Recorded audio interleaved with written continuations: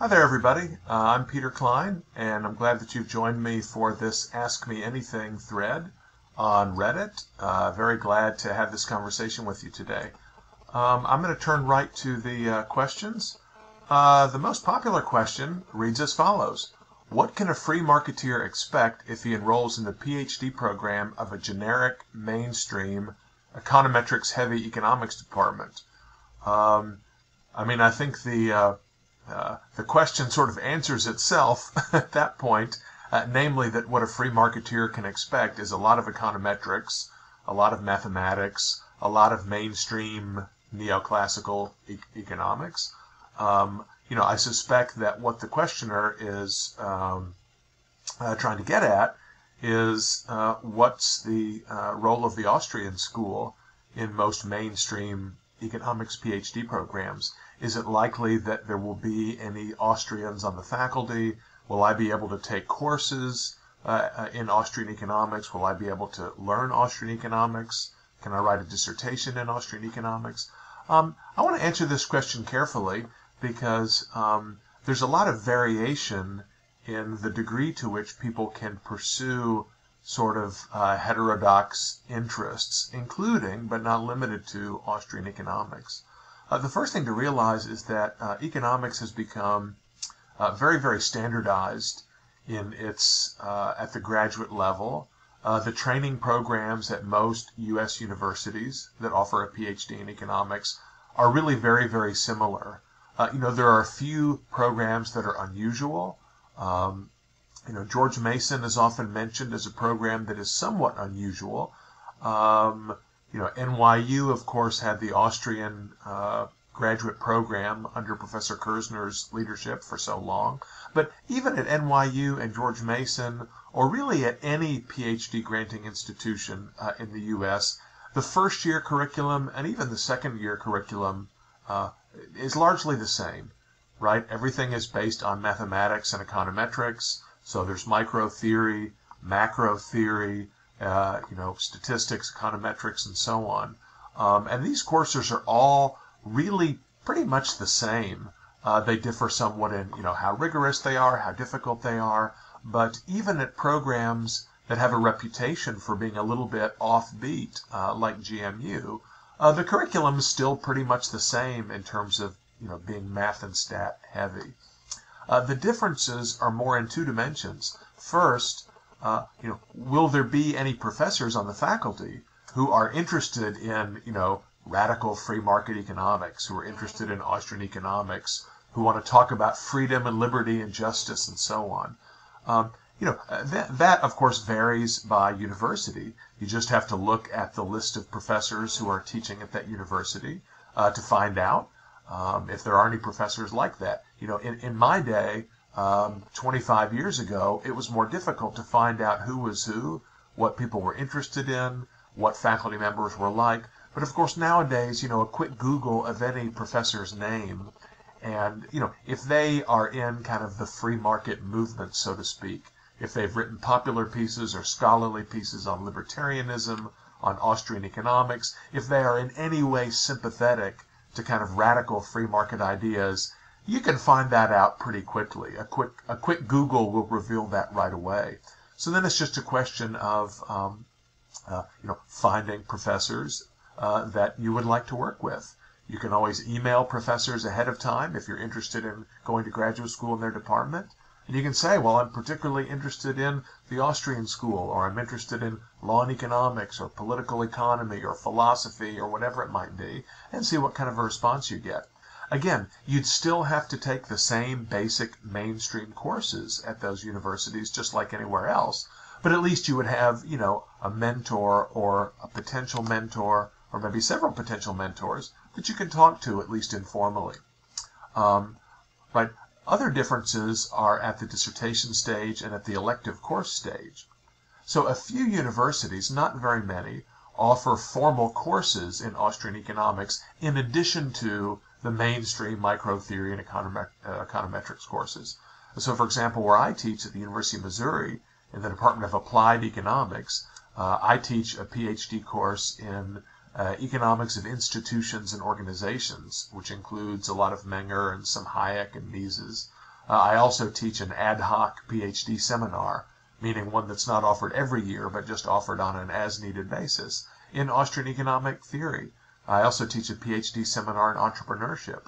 So students can take these in addition to the regular courses that they would take to earn the Ph.D. degree. Another difference in graduate programs in economics, and of course this would be true of other fields as well, is the kind of camaraderie that you would have among other students. So you want to find out, aside from other free market professors, will I be the only free market student? Will I be the only Austrian student, the only radical libertarian student, or whatever? If so, that might be an issue. Nowadays, of course, with social networking, it's less of a big deal to be isolated than it was in my day. But still, there's no substitute for face-to-face interaction. Having a group of like-minded people around you. For example, at Missouri, we have quite a few Ph.D. students in my department and in some other departments who are interested in Austrian economics and libertarianism. We have a bi-weekly informal readings group at my house. The students get together and discuss ideas and help each other writing papers and so on radical themes, even when that isn't part of their regular curriculum. So having that community of like-minded people can be a big deal as well. The questioner also has asks some sort of tactical questions. How should you behave as a grad student? Of course, you can take this advice with a grain of salt, but my advice is mainly to behave, meaning, do your work, do what the professor asks, try and learn as much from the professor and from other students as you can, even if you disagree with what they're saying. And, the main reason is, well, aside from just good, being polite and not being difficult or obnoxious. Nobody likes an obnoxious student, right? Keep in mind that it's highly unlikely that your professor will change his or her mind based on something that you said. Right? Most professors, no matter what their age, right, they're already pretty entrenched. They're already solidly committed to particular ideas, and they may, welcome the challenge of having a bright student who expresses a different point of view. I certainly appreciate having that. I'd be happy to have a socialist or a Marxist or a Keynesian student in my courses if that student is well read and thoughtful and engages in constructive dialogue and so on. But it's very unlikely that that person is going to change my mind. And so you're not going to convince your Keynesian professor to give up Krugman and embrace Rothbard. That just isn't going to happen. If you argue frequently with that professor, all you're going to do is create antagonism, make it more difficult to learn anything from that professor, make it more difficult to have a good relationship, and so on. So I would stick to the curriculum and bring up side issues, normative issues, libertarian issues, as appropriate, between classes, in office hours, with other students. Use your judgment. But don't be one of those obnoxious students who denounces the professor's, deviations from libertarian truth at every class meeting. That just isn't going to be a great idea. One other comment on this issue. Some of you may have seen, if you look at the YouTube archive of Mises University lectures, I have a couple where I've discussed sort of strategy and tactics for going to graduate school, choosing a graduate school, writing a good dissertation, etc. And you might, those of you considering going to grad school or already in grad school might get something out of those. But one of the issues that I bring up is the possibility of looking at kind of an allied or sister discipline, if you like.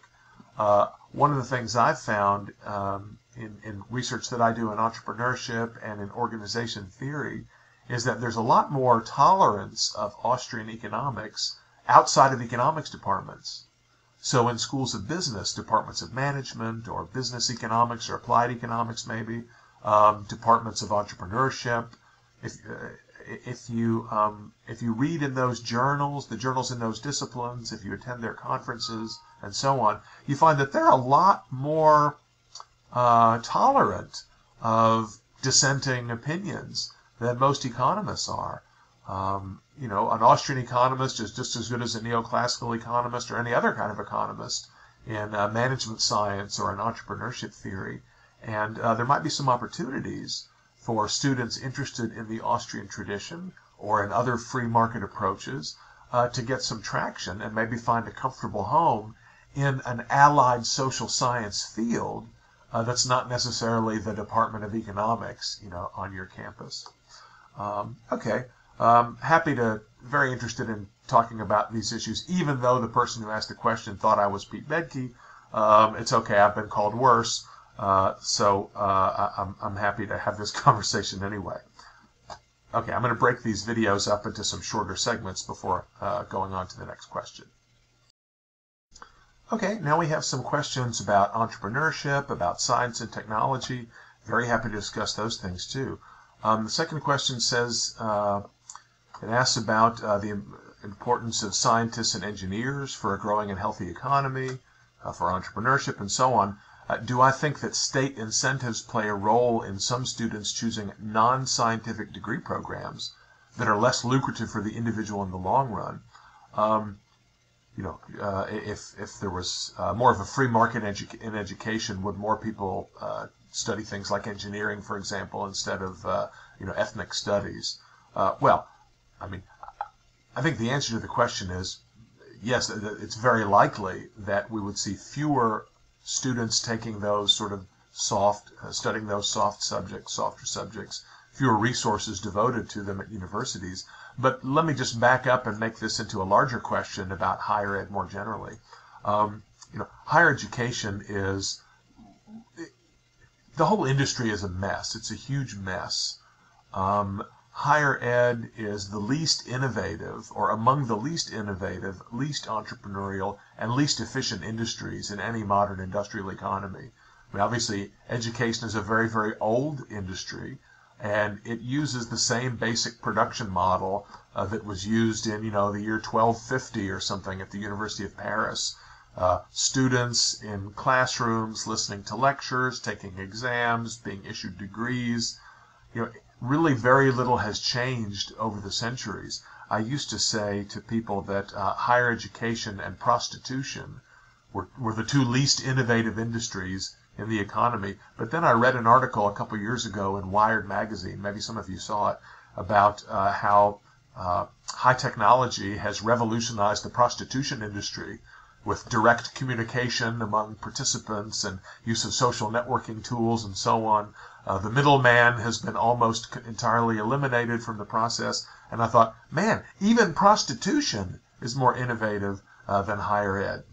But there you go. So, you know, why is this the case? Why is the basic university model so little changed over the centuries? Why is there so little cross-sectional variation as well? You can look at the Ivy League universities, the major research schools, liberal arts colleges. Within each category, there's hardly any variety in how what constitutes a major, how courses are taught, how universities are organized, how they're structured. It's almost all the same. Our friends in sociology call this isomorphism, right? Where everybody in a particular group sort of mimics each other and adopts the same form. Why do we have that in higher ed? Well, some people think that demonstrates that, well, the sort of the established way of doing things is the right way. There's kind of an equilibrium that's been reached, and all universities look like all other universities because there's only one way to do higher ed, and they've figured it out. I think that's a very unlikely explanation because, of course, higher ed is vastly subsidized by the state, and not only in the most obvious ways of public universities that receive part of their revenue directly from government budgets. Also, the so-called private universities are thoroughly public in the sense that they receive huge portions of their budget from federal and state research grants, government research grants, government subsidized student loans. They're all subject to regulation by the Department of Education and so forth. A lot of informal rules and requirements as well. So we don't have anything like a free market in education. Now, what would it look like if we did have a free market in higher ed? Well, of course, no one can say for sure, right? I mean, that's the job of entrepreneurs. If we got the government out of the higher education business, we would have higher education entrepreneurs who enter the scene and create new enterprises and restructure existing ones and think of new models for delivering content, new models for educating.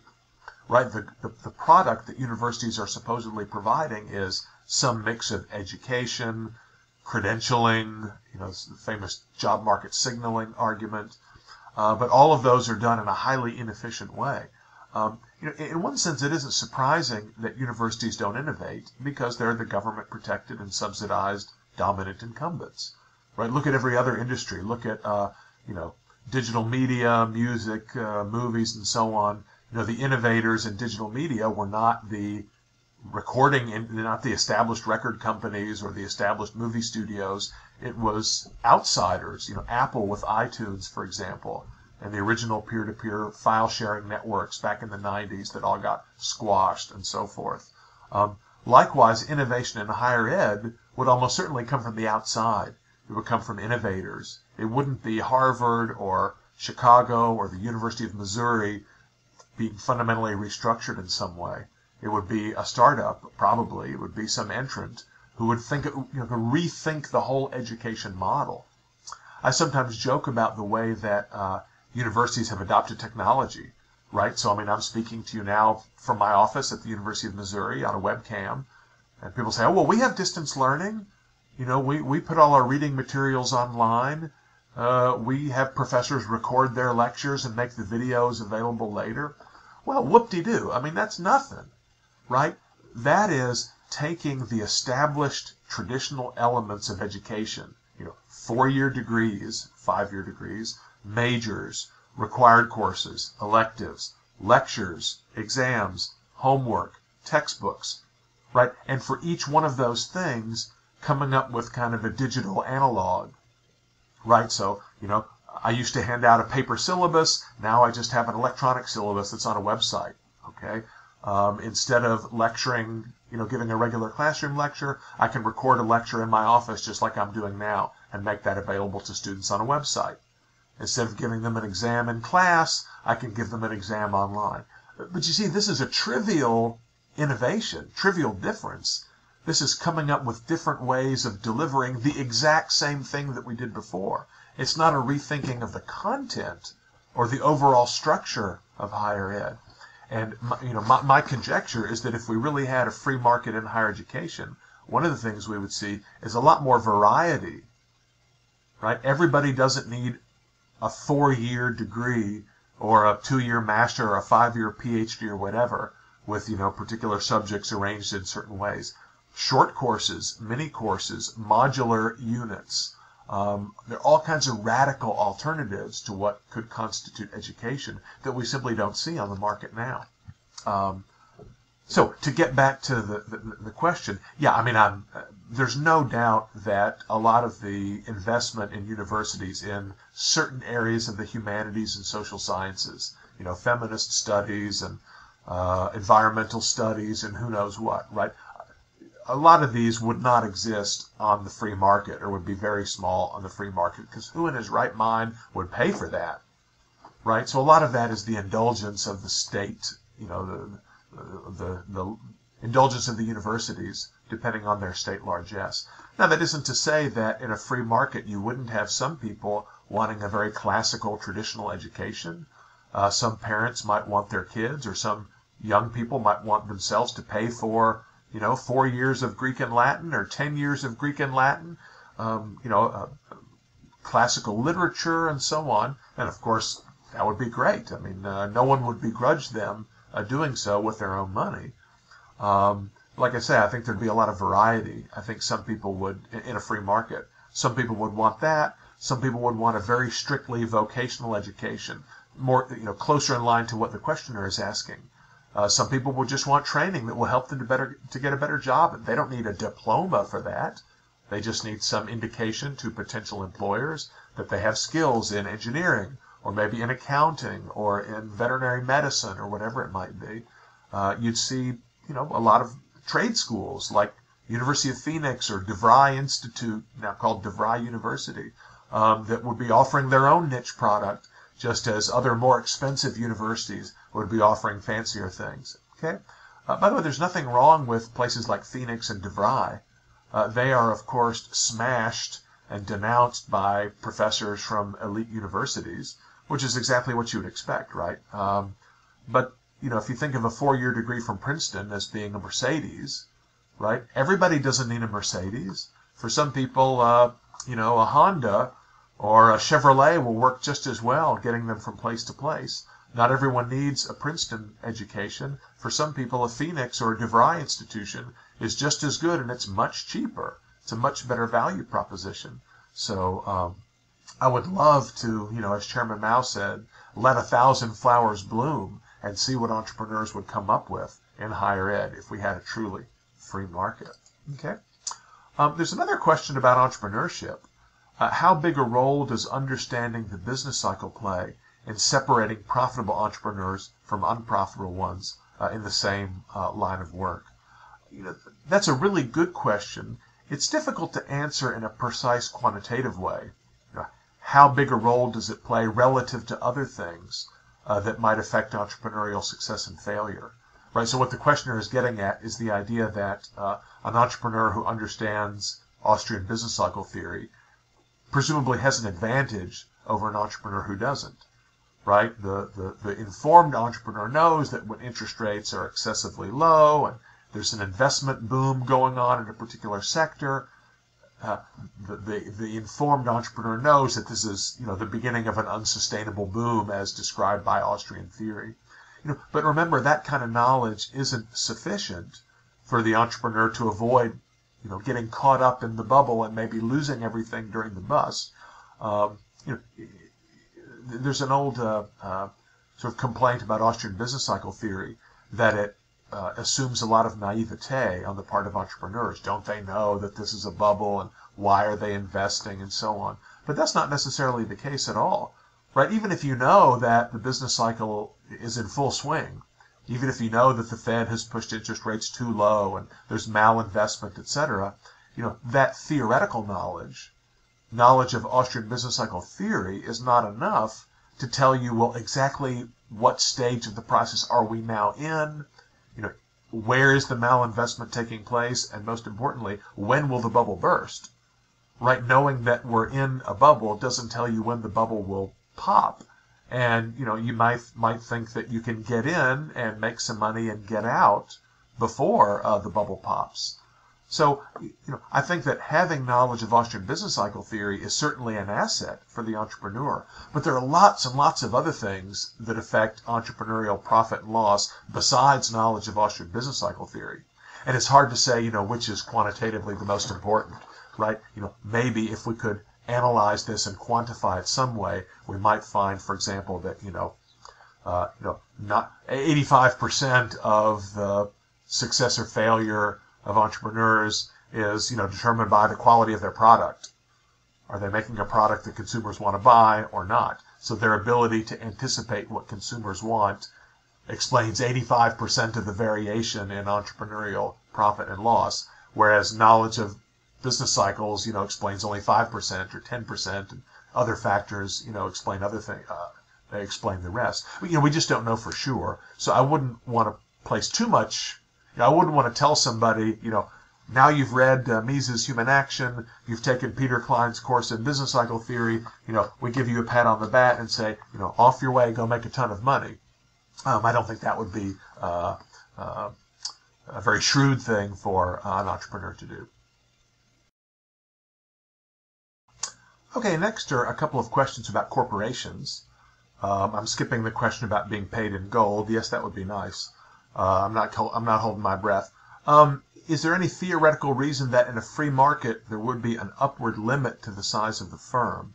My answer is yes, and in fact I have an article published in 1996 in the Review of Austrian Economics that goes over this theory in some detail.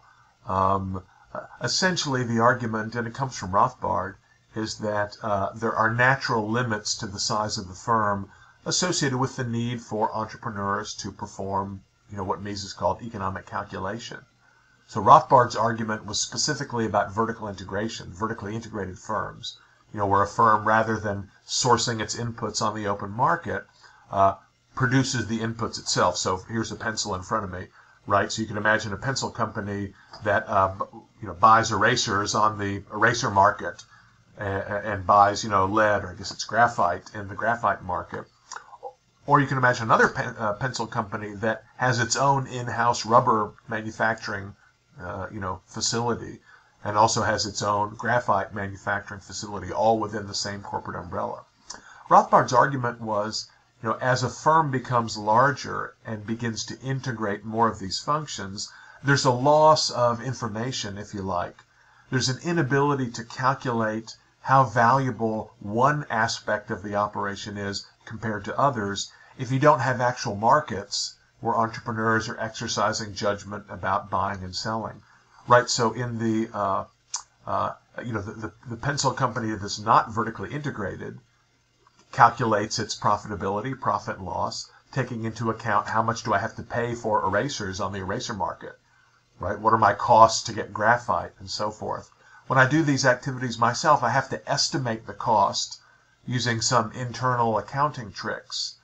And if there are lots of outside eraser manufacturers and I just have a small eraser plant in-house, then I can use that external market as a reference point and say, well, I'm just going to charge myself about the same that I would pay for erasers on the free market every time I transfer an eraser from my eraser manufacturing division to my pencil manufacturing division, so that I know which of those divisions is doing well and which is doing poorly, etc. It's a managerial accounting problem. But as the firm gets larger and larger, let's say it grows to the point where it's the only pencil manufacturer around, and it now produces all of the erasers. So there's no longer an external market referent. The firm is doing everything in-house, right? And you can already think through in your mind, in the extreme case, if that firm grew and merged and acquired and became larger and larger and internalized more activities, eventually you might have one firm, only one firm in the entire industry, or one firm in the entire economy, right? And we know that wouldn't work because that's socialism, right? We know from Mises and Hayek and Rothbard and others, right, that centrally planned economies cannot be, cannot work, cannot rationally allocate resources. So as the firm, as an individual firm gets larger and larger, it begins to see what Rothbard called islands of incalculability, right? Little regions within its operation where it cannot effectively calculate profit and loss of specific activities because it's the only game in town. There's no longer a market for that input, for that transferred component, for that purchased component, and so on. So there are natural market forces that impede efficiency as firms get larger and larger. Now, of course, notice that is sort of a gross effect rather than a net effect. There may also be some productive efficiencies from the firm expanding its operations, more efficient production, different way to organize the division of labor, etc. And those have to be balanced against this loss of the ability to calculate. But we know that the need to perform economic calculation using real market prices does place an upper bound on how large the firm can be. And this is important because it says, we don't need to worry on the free market about, one giant cartel or one giant firm taking over and, then we sort of lose the free market because we have a giant monopolist or something like that. Excuse me. That's important because it tells us that there are natural market forces that limit the size of any enterprise. One of the reasons this is important is, as I discuss in my my article. I'm sorry, I think I said, my 96 article is that it's sort of a generalization of Mises' argument about socialism, meaning Mises' calculation argument is not exclusively about socialism. It's about how the calculation problem affects any entity that operates outside of a market context. So in principle, you can imagine one privately owned giant enterprise that, produces every good and service in the economy. That enterprise, too, would be unable to calculate and would be inefficient, and if there's free entry, would be outcompeted by smaller, newer, more efficient rivals. So Mises' argument is really about the need for markets for factors of production. And socialism is just one example of a situation where you don't have those markets. But a very large, vertically integrated firm would be another example of a situation where calculation is a problem. By the way, I don't think this is Kevin Carson's argument. In fact, I think Kevin Carson is somewhat wary of this argument, or thinks that this argument this argument claims too much, or that it claims natural limits that are not as effective as is the case in the real world. And again, Kevin Carson can describe his own views better than I can, but his argument is that because of government intervention, firms are able to get a lot larger than they otherwise would in a free market. Art Carden and I did a Mises Academy course last year where we touched on this topic among others. And my conclusion was that I think Kevin Carson has a valid point, but I don't think it's the case empirically that large firms have all the advantages of intervention that Kevin claims that they have, for the simple reason that large firms also suffer a great deal from government intervention. And there's some government interventions that help small firms at the expense of large firms. Oh, sorry, a question also about corporate personhood. I do think corporate personhood would exist on the free market in the sense that people engaged in trade want to be able to form associations, cooperatives, clubs, partnerships, corporations, that themselves have legal standing, meaning that the association can sign a contract, the association can buy and sell things, the association can sue and be sued, etc. So, even in, a common law system or some kind of hypothetical Rothbardian anarcho-capitalist system of private courts, my conjecture, well, in a common law system, we know that corporate personhood was recognized, right? And my suspicion is that in a Rothbardian system, you would also have some version of corporate personhood. Remember, corporate often seems like a bad word because people think of corporations, and they say that corporations get special privilege from the state and so on. Look, think of corporate just being a group of people, right? A corporate body is simply an association of people who have banded together to engage in various activities. They could be partnerships, they could be co-ops, and so on. And yes, I think that partnerships and co-ops, it's perfectly legitimate for them to engage in, business activities as a cooperative or as a partnership or as a corporation. What are my thoughts on the state of Austrian economics? What areas do I think are strong? What areas do I think are weaker, and so on? I think Austrian economics is in pretty good shape. I have an article that was published in 2008, I believe, called, or maybe it was 2010. I guess I should Google this while I'm talking, but you can do that. Called The Mundane Economics of the Austrian School. So just Google Peter Klein, Mundane Economics, and you'll find it. It's in the Quarterly Journal of Austrian Economics. And I provide a little bit of an answer to your question there. I talk a little bit about the history of the Austrian school and address some current controversies within the Austrian tradition.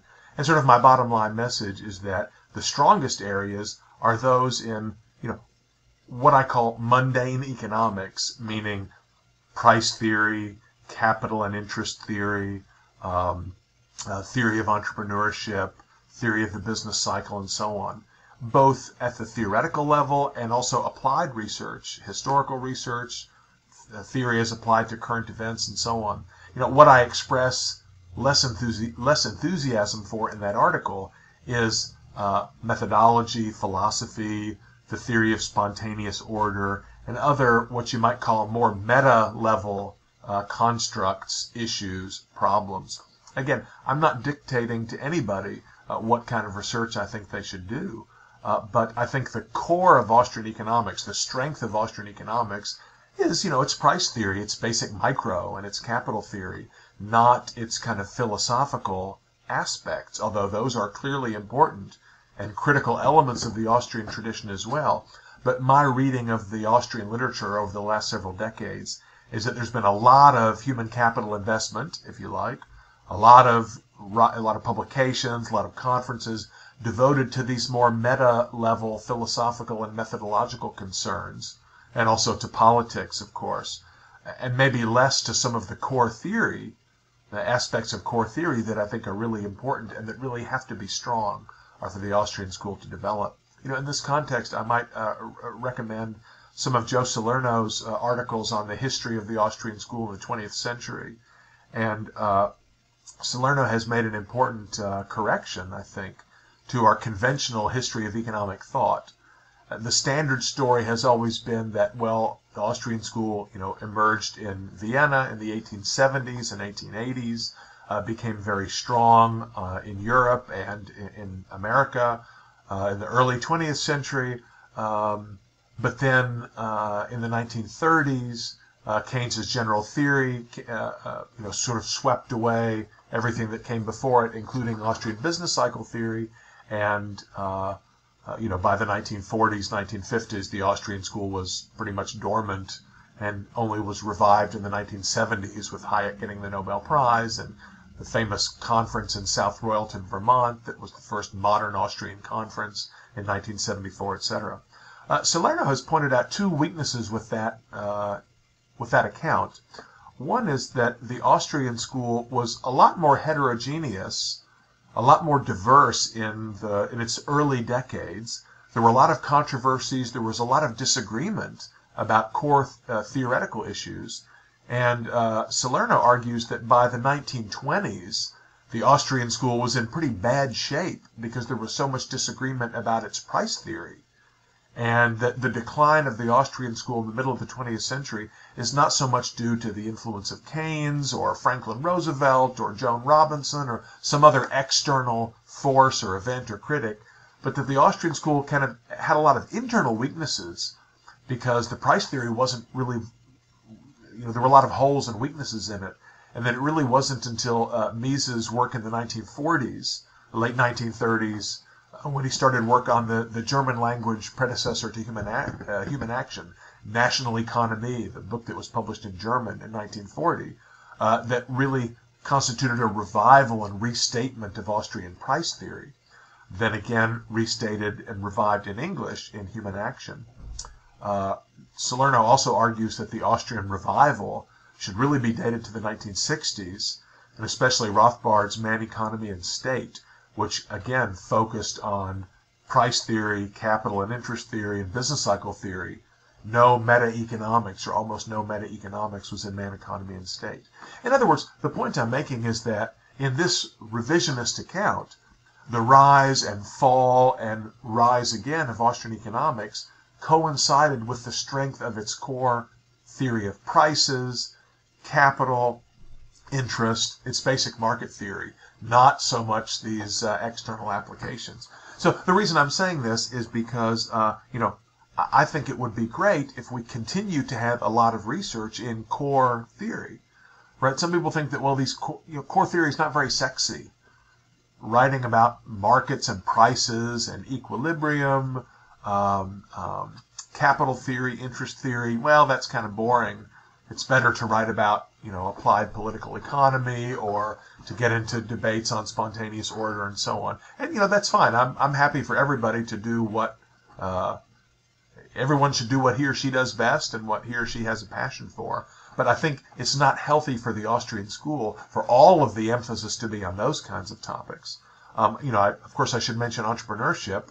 It's one of my own emphasis areas, and I think it's an area where Austrian economics, A, has a lot to contribute, and B, is increasingly recognized within the mainstream of entrepreneurship scholarship for its many contributions. Finance would be another example, even accounting, other aspects of business administration. Austrian economics has a lot to contribute there. I think Austrians should be working in history and sociology and political science. Sociology is an interesting discipline because neoclassical economics is increasingly influential in sociology, but many sociologists are unhappy about this. and they criticize economics based on a sort of a caricature that comes out of, freshman level textbook mainstream economics. I think that these sociologists would be much more sympathetic to economics if they understood Austrian economics rather than freshman level neoclassical economics. So more people working on those topics in those areas and those disciplines, I think would be great for the school as well. Okay, I'm going to speak very briefly on the last three questions. Will it take a total collapse of the economy to get rid of the Keynesians? I mean, I hope not.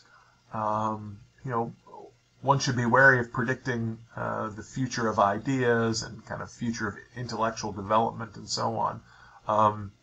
There have been kind of intellectual revolutions, scientific revolutions, if you want to use Thomas Kuhn's terminology, in the absence of a major external shock or crisis.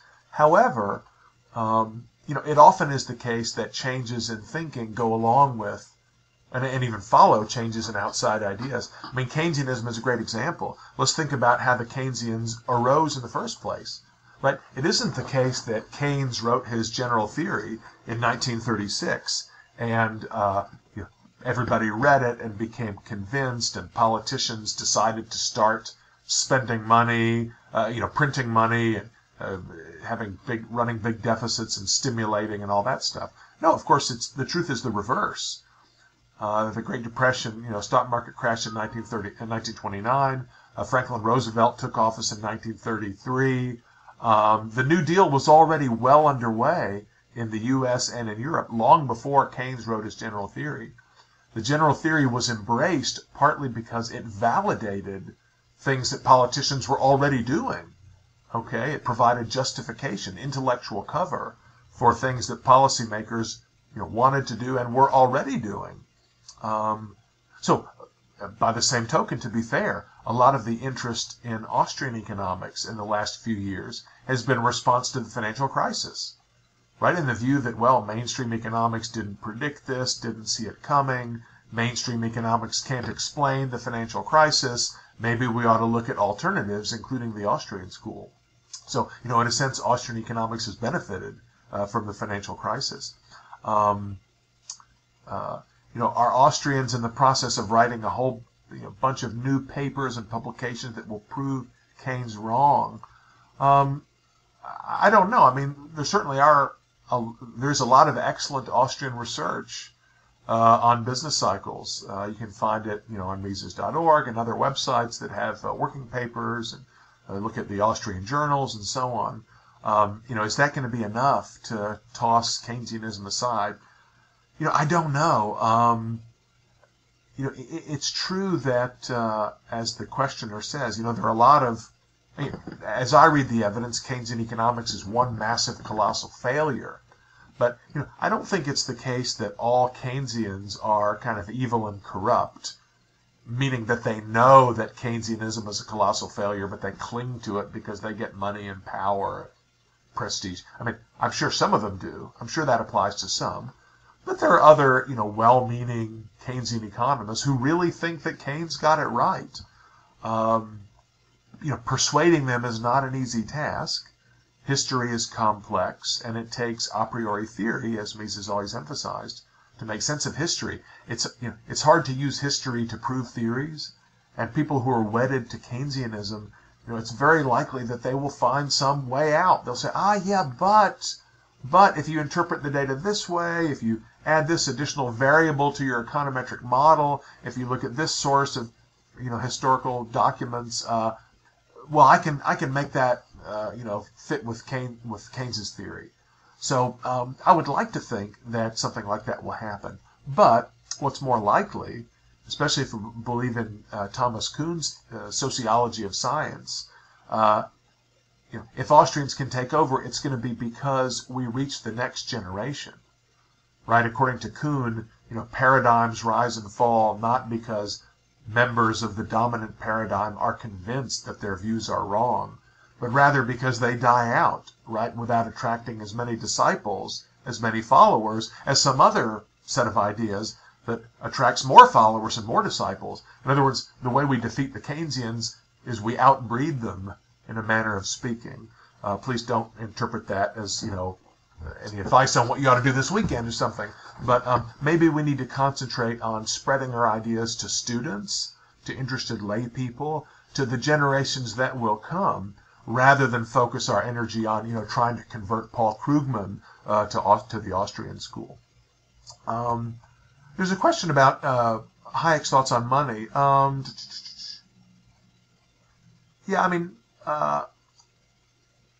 Hayek is a difficult figure in many ways because his thought is complex and subtle and often seemingly contradictory. I don't want to go into too much of the details about this quote on Hayek's views on inflation and deflation. Hayek is certainly an Austrian,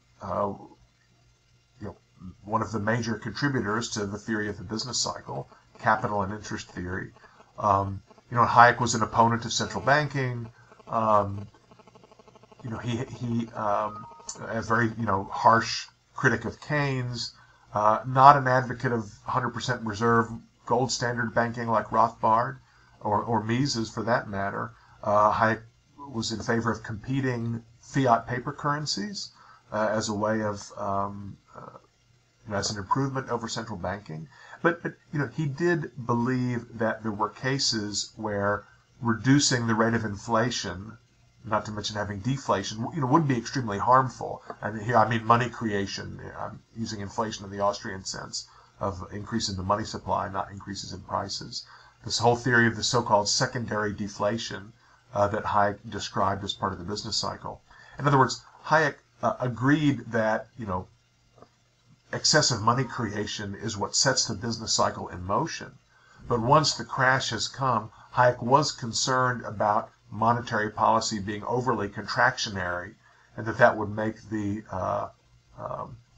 depression worse, and that would hinder economic recovery rather than enable it, which is somewhat different from some other Austrians who might argue that having the contraction as sharp and as fast as possible is sort of better for long-run recovery.